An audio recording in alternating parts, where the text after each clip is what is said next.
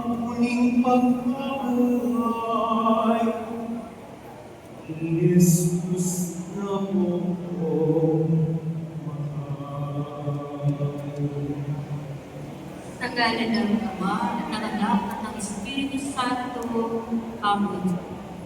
Mga kapatid, lumuhod po tayo sa larawan ng Nuestro Padre Jesus Nazareno.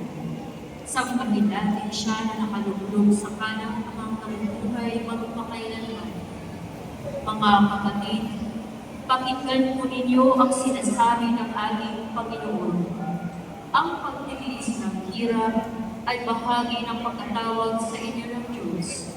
Sapagkat nang si Kristo ay magtiis para sa inyo, binigyan niya kayo ng isang halimbawang dapat tularan.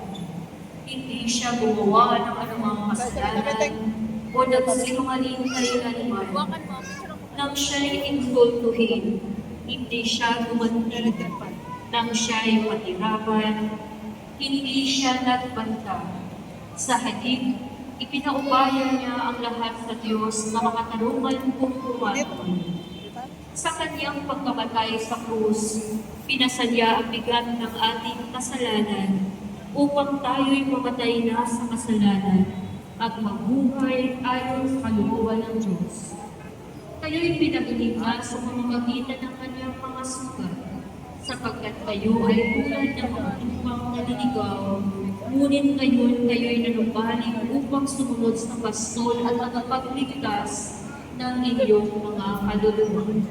Jesus Nazareno, aming Panginoon at Diyos, karapatlaban kang tumanggap ng